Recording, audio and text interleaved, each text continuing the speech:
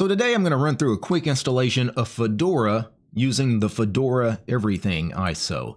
Now, I've actually never downloaded this ISO before, Fedora Everything. Apparently, it is a net installer. So a net install means that instead of getting an ISO that's already got all the packages and the desktop environment that you chose and everything, all the programs already on the ISO, the net installer allows you to pick and choose what you want to download from the repos and install on the system. So that is a rather neat aspect to net installers. So I'm going to go ahead and grab the ISO for the Intel AMD x86 64 systems. I'm going to go ahead and download that ISO and run through a quick installation inside a virtual machine. So I've created a virtual machine here, and when you first boot into Fedora Everything, it launches the installer, the familiar Fedora installer, the Anaconda installer, and you need to choose your language and your keyboard. Now for me, I didn't need to choose anything because it correctly chose English US for the language and for the keyboard for me. It also correctly guessed my time zone, probably using geolocation, right? It knew I was in the central time zone in the US, but if you need to change any of this information, obviously you should change it. The only thing I really need to change is this system here. You can see we've got a little alert icon, automatic partitioning selected, and what it needs is you need to select a drive. Actually, I think by default it does have the drive selected. Like if I click on it, yeah, you see the checkbox. That always gets me on this installer. I hate this installer because you think clicking it one time checks it, but it actually unchecks it. You got to click on it 2 times. It's really, really weird, but I'm going to do the automatic partitioning. I'm not going to bother encrypting, and then I'm going to click done here, and then network and host. I shouldn't need to do anything. Software selection. Now this is probably what I need to focus on here, because this is what differentiates the Fedora Everything ISO from your standard Fedora ISOs. So typically when you go and download Fedora, you're going to go grab the Fedora Workstation ISO, typically with the GNOME desktop environment, and you're going to get whatever, or you maybe download Fedora Workstation KDE, right? But you can see in this ISO, I get to choose exactly what desktop environment, or in some cases, some standalone window managers are available as well. And then I get to choose various additional software. So this is really interesting. You could choose Fedora Server, or you could choose Fedora Workstation, you know, some of the normal Fedora flavors. But for me, I'm just going to go ahead and choose a desktop environment you don't really associate typically with a Fedora ISO. Maybe I like LXQt. So I'm going to choose the LXQt desktop environment here, and then additional software for the selected environment. This is kind of cool. 3D printing. Obviously, I don't have a 3D printer to hook up to this thing. Applications for the LXQt desktop. I'm assuming that's your normal suite of applications, like desktop suite of applications. I'm going to tick that on. Cloud management stuff I don't need. Multimedia support for LXQt. I will need that. LXQt Office. So the Office suite for LXQt. Sure, I'll tick that on as well. Then we got administration tools, audio production. So if I was doing this on this workstation where I produce a video content, you know, I might do some of this audio production stuff, but I'm not going to do that. Anything else here? Container management. That's interesting.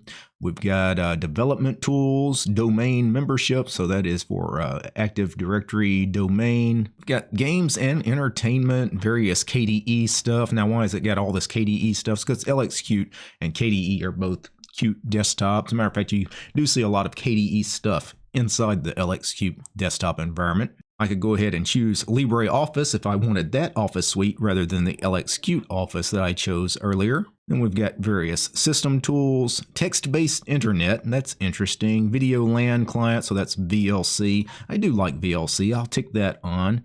And I think that's all I need here. I'm going to go ahead and click done. So that is really the only difference between the Fedora Everything ISO and your standard ISO. We need to go ahead and create a user as well. So let's go ahead and do I want to enable the root account? So do I want a root user or leave the root account disabled? And if I disable the root account, then we'll have to use sudo privileges with our regular user. That's what I'm used to. So I'm not going to enable the root account. I'll just use sudo. So I'll leave that off. And then let's go ahead and create our user. I'm going to call my user DT. Let's create a strong and complicated password for the DT user. and then repeat the strong and complicated password. And then we've already added administrative privileges, so he can invoke sudo. And then we've also checked require a password to use this account. Very important for privacy reasons. You should always have to enter a password to get into a computer. And now let me go ahead and click done. And it says, please press done again, I guess for confirmation that I really want to use this super secure password. I do. And now let me move my head out of the way and click the button that says begin installation. And away it goes. This will take just a few minutes. And the installation completed. That took a few minutes. It took a little longer than I would have expected, but it is a net installation. Now what I need to do is I need to reboot the system to finish the installation. So let me click reboot system. And it reboots just fine. I have a grub menu, so it looks like the installation did succeed. And I get to a login manager. This looks like SDDM. It is themed though, and I have LXQt Wayland and LXQt Desktop, which I'm assuming would be with the X server, and OpenBox, because they're using the OpenBox window manager as part of the LXQt desktop environment. But if you want to log into just an OpenBox only session, that's available here as well. I'm going to choose LXQt Wayland and let me log in. And I get some notifications here about power management and iBus. Let me go ahead and change the display resolution. So if I search for display, nothing comes up. Maybe it's monitor. Is there no, well, there it is. Monitor was it. It just took a minute for it to come up.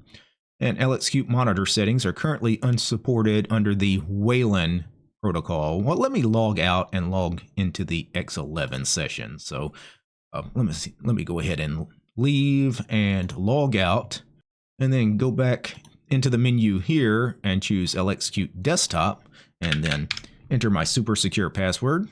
And now, yeah, and the actual desktop environment and the panel and everything do look better using X11. So it's probably still early days for Wayland support with LXQt. And then let me change the screen resolution to 1920 by 1080. Let's hit apply.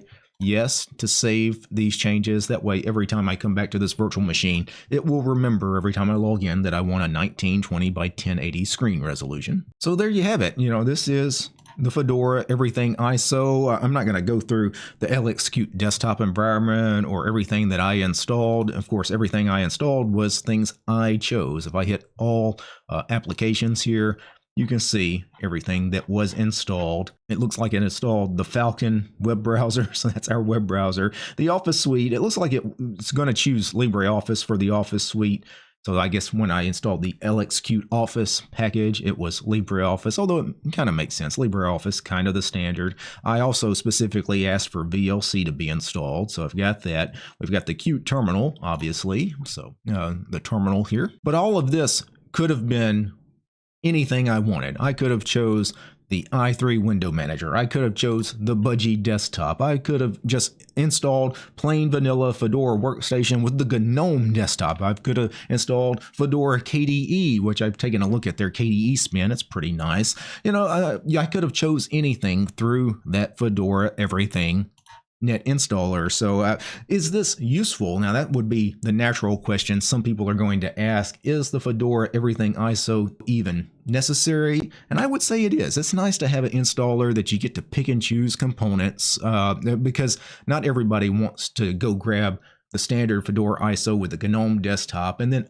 uninstall everything and install your favorite tiling window manager, whatever it happens to be that you're wanting to install. That's a real pain, right? And typically, that's when people go and choose a different distro. Like, I'd rather go install Arch if I have to do all of that, right? But Fedora has this Everything ISO that kind of, you know, serves that role. It serves that niche for those that really want to build everything kind of from the ground up. And before I go, I need to thank a few special people. I need to thank the producers of this episode: Matt Steve, 40mm, Cap Caveman, Darloff Lee, Jersey Killer, Mark, Methos, Urion, Paul, Peace Arch and Fedora, Realities for Less, Red Prophet, Roland, Warchin2 and Ubuntu, and Willie. These guys, They're my highest tier patrons over on Patreon. Without these guys, this quick look at the Fedora Everything ISO would not have been possible. The show is also brought to you by each and every one of these fine ladies and gentlemen. All these names you're seeing on the screen right now, these are all my supporters over on Patreon because I don't have any corporate sponsors. I'm sponsored by you guys, the community. If you like my work and want to see more videos about Linux and free open source software, subscribe to DistroTube over on Patreon. Peace.